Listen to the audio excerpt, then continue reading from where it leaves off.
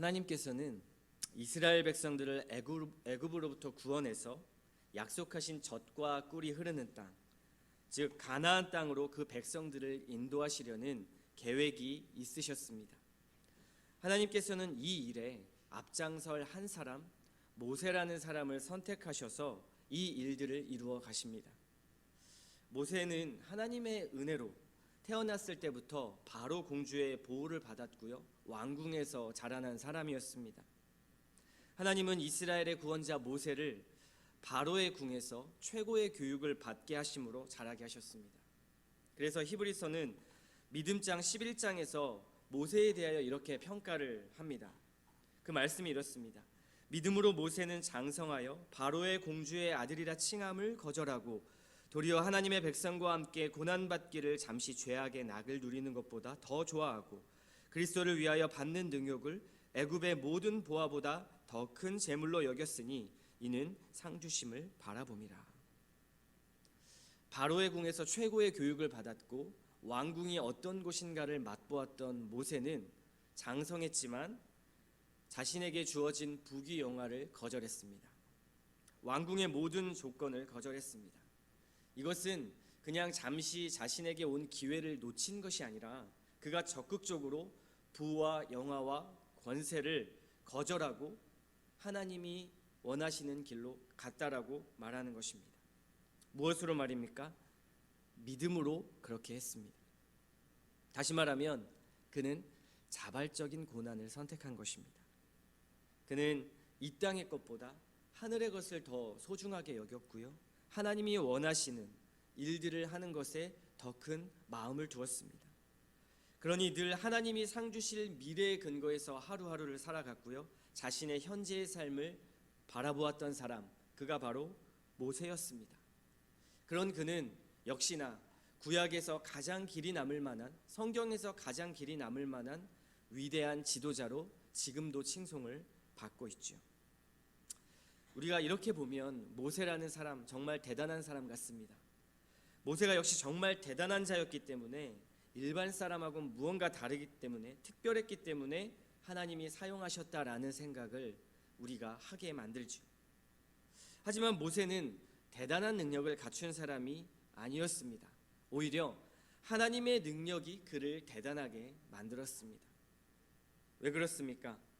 그 역시 하나님 앞에 죄인이었고요, 약점이 많은 사람이었습니다. 모세는 하나님의 때를 기다리는 것보다 자기 계획과 때에 맞추어서 서둘러 행동했던 사람이었습니다. 그래서 어디에서 알 수 있죠? 출애굽기 2장에서 나타납니다. 자기의 형제가 고되게 노동하는 것을 보고 애굽 사람을 즉흥적으로 쳐 죽여서 몰래 모래에 숨기는 이는 그런 실수를 저지르게 되고 말지요. 그리고 그 일로 인해서 애굽을 떠나 미디안 광야에서 하나님의 손에 의해서 40년이란 긴 세월을 훈련을 받게 됩니다. 하나님의 섭리 속에 미디안 광야에서 가정을 꾸리게 되고요, 미디안 제사장 르우엘을 만나서 그렇게 살아갑니다. 하나님은 그 광야라는 곳에서요, 모세의 육신을 죽이시고 이스라엘 백성을 준비시키는 시간으로 40년이란 긴 세월을 사용하셨습니다. 모세가 하나님의 사람이 되도록 만드신 것이죠.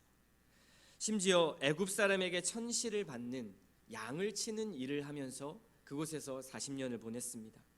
모세도요, 애굽 왕자로 있으면서 목자의 직업이 천하다라는 것을, 그런 고정관념을 분명히 가졌을 것입니다. 그러나 하나님은 그의 육신적인 생각과 지혜, 그의 생각들을 고치시고 애굽 사람들이 가증히 여기는 곳에 그를 인도하셔서 그곳에서 훈련을 하십니다. 모세는 대단한 자가 아니라요, 하나님께서 그를 훈련하고 깎으시고 빚으셔서 세우신 사람입니다. 하나님이 우리를 어느 일에 사용하실 때, 그리고 우리를 부르실 때 항상 우리를 깎으시고 빚으시고 그 일을 감당하도록 만드시는 것이 하나님의 방법입니다. 모세는 이러한 긴 시간을 보내고 이제 때가 되어서 호렙산 떨기나무 아래서 하나님을 만납니다. 그리고 하나님께서 그에게 사명을 부여하시죠. 이것이 3장의 내용입니다. 그런데 오늘 4장의 내용을 한번 보십시오. 그는 하나님의 부르심 앞에 하나님 제가 가겠습니다 라고 말했던 것이 아니라 상당히 주저주저합니다. 하나님의 부르심 앞에 모세의 반응이 이것이죠. 하나님이 저를 보내셔도 저 이스라엘 백성들이 제 말을 믿지 않을 것입니다. 만약 그 사람들이 저에게 네가 하나님 만난 증거가 어디 있냐, 그 증거를 보여봐라 말하면 어떻게 합니까? 저는 그 일을 못하겠습니다. 이게 모세의 반응이었습니다. 이런 반응, 명백한 하나님에 대한 불순종이죠. 불신앙입니다. 어떠한 상황을 예측하고 그 상황에 대해서 안 될 것이라는 자신의 결정을 하나님 앞에 지금 호소하고 있는 것입니다. 하나님이 명령하셨는데 나는 안 될 거예요 라고 말하는 것이죠. 그러자 하나님은 긍휼이 많으신 하나님입니다. 모세의 요구를 들어주시죠. 그리고 모세가 가져갈 증거를 3가지를 주십니다. 3가지 표적을 주시는데 오늘 본문에 나온 첫 번째 표적이 바로 지팡이의 기적입니다. 지팡이를 땅에 던지니까 뱀이 되었고요.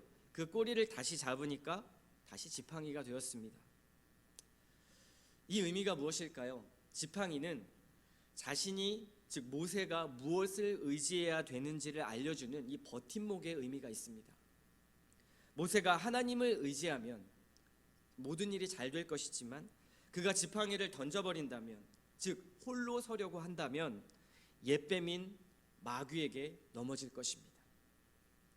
사단을 이기는 비결이 무엇입니까? 오직 하나님을 의지하는 것입니다. 여기서는 지팡이를 붙잡는 것이죠. 두 번째 기적이 있습니다. 이것은 나병의 표적입니다. 자신의 손을 품에 넣으니까요, 나병이 생겼고요. 다시 빼니까 다시 넣으니까 본래대로 돌아왔습니다.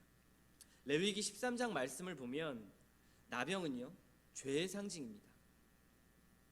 모세 역시, 그리고 이스라엘 백성 역시 하나님께서는 너희는 죄인이다라는 것을 이 나병의 표적을 통하여 보여주고 계신 것입니다. 하나님께서 그들은 죄인이지만, 모세 너는 죄인이지만 너는 적합하지 않은 자이지만 내가 이 나병을 고치는 것을 보아라 라고 말씀하시면서 적합하지 않은 자를 적합하게 쓰시겠다라는 하나님의 의지를 보여주시는 것입니다. 즉 하나님의 은혜로 말미암아 너가 강하게 된다라는 것을, 약함이 강함이 된다라는 것을 보여주는 표적이 바로 이 나병의 표적입니다. 마지막 3번째 기적입니다. 나일강이 피로 변하는 기적이죠. 만약 첫 번째 기적과 두 번째 기적을 이스라엘 백성들에게 보여주었는데도 그들이 믿지 않는다면, 그렇다면 이 3번째 기적을 보여주라고 말씀하십니다. 나일강은요, 애굽 사람들에게 생명을 상징했습니다. 굉장히 중요한 것이죠. 생명을 상징하는 그 나일강이 피로 변하는 그러한 기적입니다. 만약 이 생명은, 나일강이라는 이 생명은 첫 번째, 두 번째 하나님의 표적을 받아들이기를 거부한다면 바로 저주와 죽음, 그들의 생명이 저주와 죽음으로 변할 것이라는 것을 하나님께서 보여주시는 것입니다. 이 3가지 표적을 하나님께서 모세에게 보여주시죠. 여기에 핵심이 무엇입니까? 하나님을 의지해라. 하나님에게 주권이 있다. 모든 생명은 하나님에게 있다. 내가 할 거다라는 하나님의 의지가 있습니다. 그런데 그 말씀을 들은 모세의 반응은 어떻습니까? 주저주저합니다. 10절 말씀이죠. 모세가 여호와께 아뢰되 오 주여, 나는 본래 말을 잘하지 못하는 자니이다. 주께서 주의 종에게 명령하신 후에도 역시나 그러하니 나는 입이 뻣뻣하고 혀가 둔한 자니이다. 그러자 하나님이 다시 말씀하십니다. 모세야, 아니다. 누가 사람의 입을 만들었느냐? 이제 가라. 내가 내 입과 함께 있어서 할 말을 가르쳐 줄 것이다. 모세는 못한다고 말하고 하나님은 아니다, 할 수 있다 말씀하십니다. 모세의 약함, 이것은요 오히려 하나님 보시기에는, 하나님이 쓰시기에 매우 합당한 조건이었습니다. 하나님이 쓰실 만한 자는 강한 자가 아니라 약한 자가 조건인 것이죠. 그런데 모세는 그것을 모릅니다. 반대로 많은 사람 중에서 자신이 잘났다고 아는 사람은요, 하나님을 의지하지 않습니다. 내가 할 수 있기 때문이죠. 그런데 모세는 자신이 할 수 없는데 그런데도 못하겠다고 합니다. 모세는 또다시 말합니다. 주님, 보낼 만한 자를 좀 보내십시오. 잘하는 자를 보내십시오. 할 수 있는 자를 보내십시오 라고 말하는 것입니다. 하나님은 결국 진노하셨습니다. 그리고 말씀하시죠. 아론을 준비시켜서 너의 입을 대신하게 하겠다. 너 못하겠니? 그럼 내가 아론을 준비해 줄게 라고 말씀하십니다. 그리고 그는 결국 어떻게 합니까? 20절 말씀을 보십시오. 20절 말씀입니다. 모세가 그의 아내와 아들들을 나귀에 태우고 애굽으로 돌아가는데 모세가 하나님의 지팡이를 손에 잡았더라. 결국 모세는 하나님 앞에 굴복하고 아까 하나님을 의지한다라는 의미의 그 지팡이를 이제 애굽으로 가면서 자신의 사명을 감당하러 가면서 그 지팡이를 손에 붙잡습니다. 아주 중요한 말씀입니다. 사명을 감당하기 위한 길, 그것은 하나님을 의지한다라는 것을 보여주는 말씀입니다. 우리는 이 말씀을 보면 많은 공감을 갖습니다. 마치 영어를 못하는데 영어 강사가 되라고 하시는 하나님의 말씀, 그것을 우리는 어떻게 받아들여야 할까? 이해가 안 되는 것이죠. 영어 잘하는 유학파 네이티브 스피커를 써서 그렇게 하나님의 일을 하시지, 알파벳도 모르는 나를 왜 영어 강사가 되라고 하시는 걸까? 우리는 이해가 되지 않습니다. 그런데 하나님께서는 약한 데서 너의 능력이 온전해진다 이렇게 말씀합니다. 강한 자를 쓰시지 않고 잘난 자를 쓰시지 않고 약한 자를 강하게 고쳐 쓰셔서 하시는 것입니다. 하나님의 주특기가 뭔지 아십니까? 고쳐 쓰기입니다. 약한 자를 고쳐 쓰시기도 하지만요, 자신의 능력을 가지고 뻐기는 사람, 즉 자기가 잘났다고 생각하는 사람도 하나님은 고쳐 쓰십니다. 어떻게 고치십니까? 그를 아주 바닥까지 낮추시죠. 그리고 겸손하게 하시는 작업을 하나님께서 만드십니다. 그래, 네 힘으로 살 수 있어? 네가 나를 의지하지 않고 살 수 있어? 그래. 그렇게 하시며 그를 낮추십니다. 그리고 하나님을 의지하게 만드시죠. 그런데 오늘 모세의 반응은 반대입니다. 나는 능력이 없으니 못합니다. 이렇게 고백하죠. 여러분, 이 고백이 어떻습니까? 굉장히 겸손한 고백으로 들리지 않으십니까? 그런데 이것은 정말 잘못된 오해입니다. 우리는 교리를 배울 때요, 아주 중요한 교리를 하나 배웁니다. 그 중에 하나가 나는 부패하고 무력한 자이기 때문에, 죄인이기 때문에 선을 행할 능력이 전혀 없습니다 라는 교리입니다. 이것을 우리는 이 교리의 이름을 뭐라고 말하죠? 전적 타락의 교리라고 말합니다. 성경에서 나오는 매우 중요한 교리 중에 하나이죠. 인간은 죄인이기 때문에 아무 희망이 없고 아무런 선을 행할 능력이 없다라는 것을 말하는 것입니다.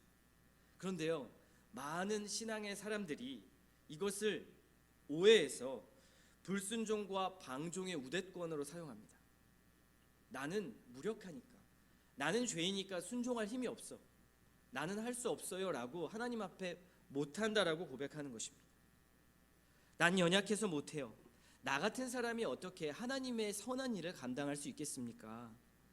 이렇게 옆에 잘하는 교우들이 있는데, 다른 사람들이 있는데 하나님 그 사람들 쓰시지 왜 나를 선택하십니까? 주님, 저는 못합니다.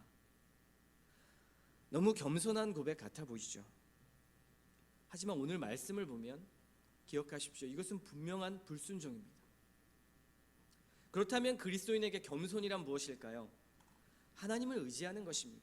지팡이를 붙잡는 것입니다.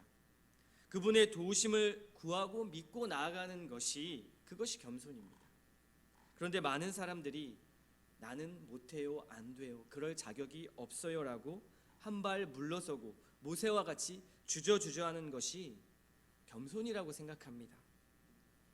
미리 자신이 해서 안 될 것을 예측해서 그러한 것들을 생각하거나 결과에 대해서 다른 사람들의 평가를 의식하는 것, 그리고 부담을 느끼는 것이죠. 나는 못한다. 어쩌면 그 일에 헌신하고 섬길 마음이 없는 것을 우회적으로 표현하는 것일 수도 있겠습니다. 그런데 이것은요, 분명히 사탄의 교묘한 수법입니다. 왜 그럴까요? 이 고백 안에, 나는 못해요라는 고백 안에 어떤 의미가 숨겨져 있는지 아십니까? 주도권이 자기에게 있습니다. 주체가 나 자신이 되는 것이죠. 그래서 나라는 존재가 스스로 하고 못하고의 결정이 달려 있는 것입니다. 이것은 아담과 하와가 저지른 하나님처럼 눈이 밝아지고 싶어한, 즉 하나님의 자리에 오르고 싶어한 교만과 같은 죄입니다. 성경은요, 분명히 우리를 분명하게 무력한 죄인, 아무것도 할 수 없는 전적 타락의 존재라고 말하고 있습니다. 그것은 스스로 내가 구원을 얻을 수 없다, 스스로 내가 선해질 수 없다라는 것을 말하는 것입니다. 하지만 여기서 끝이 나지 않죠. 성경은요, 우리는 예수 그리스도로부터 무엇을 얻었습니까? 구원을 얻었습니다. 그리스도로 말미암아 선한 백성이라, 의인이라, 하나님의 사명을 감당할 제자라고 하나님이 선언해 주셨습니다. 그리고요, 더 중요한 것은 그리스도로 말미암아, 또 그리스도께서 보내신 성령으로 말미암아 그 일을 감당할 수 있도록 하나님이 함께 하신다 말씀하셨습니다. 그러니 무엇입니까? 여기서는 너는 할 수 있다가 맞는 것이죠. 여기서 중요한 건 스스로가 아니라 그리스도로 말미암아입니다. 전제가 있는 것이죠. 할 수 있고 없고의 주체는 내가 아니라 하나님이 그것을 하신다라는 것입니다. 우리는요, 하나님이 쓰시는 그릇일 뿐입니다. 하나님이 쓰시는 도구인 것이죠. 통로입니다. 하나님이 이것을 담겠다 말씀하시면 우리는 나의 그릇을 내어드리는 것입니다. 그러면 그 그릇의 크기만큼 하나님이 사용하시죠. 이것이 겸손입니다. 하나님께서 모세에게 지적하는 것이 무엇입니까? 이 분야의 전문가인 내가 너와 함께 하는데 도대체 무엇이 걱정이냐? 너가 하는 게 아니라 내가 하는 것이다. 결과도 내가 만들 것이다.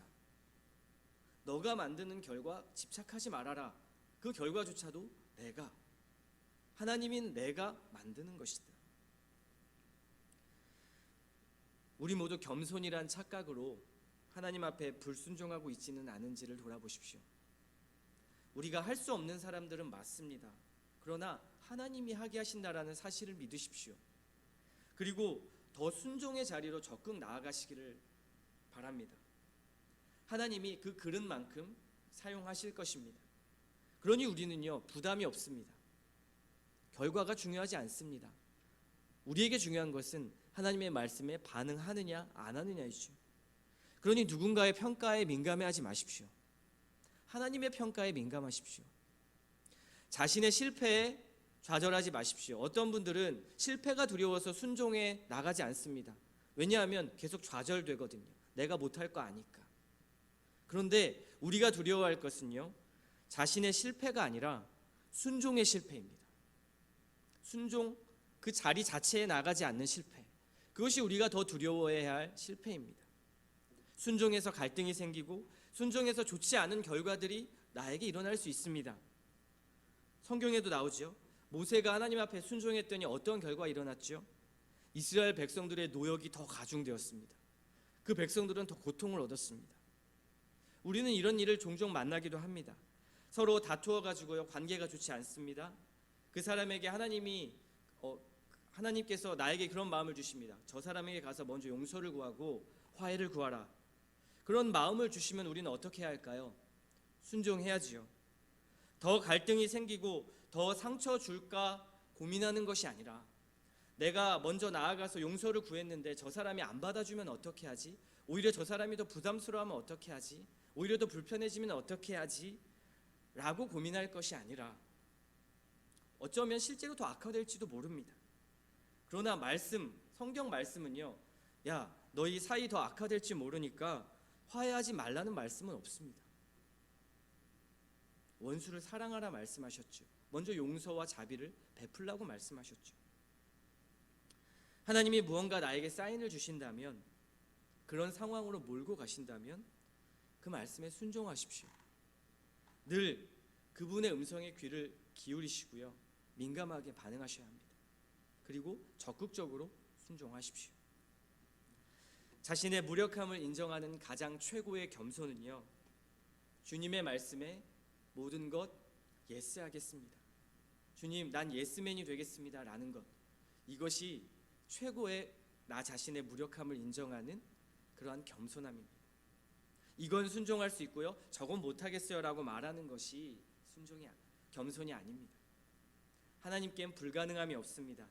그러니 하나님이 하게 만드신다라는 것, 그리고 하나님이 그 일을 책임지신다라는 것을 우리가 믿고 나아가는 것, 그것이 겸손입니다. 오늘도 성령 하나님이 주신 이 말씀들, 내게 주시는 마음들, 여러분 각자에 주시는 마음들에 여러 가지 생각들이 있을 것입니다. 그 말씀, 하나님이 주신 말씀에 반응해서 순종하십시오. 모세와 같이 40년의 이런 미디안 광야의 세월을 보내고 계십니까? 그렇다면 주님이 오늘 말씀하십니다. 이제 일어나 너의 사명을 감당해라, 애굽으로 가라, 이렇게 말씀하십니다. 우리는요, 그 애굽으로 내려가는 사명을 감당하러 가는 그 길에 지팡이를 붙잡으면 됩니다. 그리고 하나님을 의지하면 하나님께서 그 모든 일 가운데 역사하실 것이고 책임져 주실 것입니다. 오늘 이 아침에도 주님, 제가 주님을 의지하겠습니다. 비록 내가 순종의 자리에 여태까지 나가지 못했지만 주님, 이제는 나의 무력함을 인정하는 것이 주의 말씀을 순종한다는 것을 배웠습니다. 하나님, 순종하게 하옵소서, 더 주님을 의지하게 하옵소서라고 기도하는 이 아침에 시간이 되셨으면 좋겠습니다.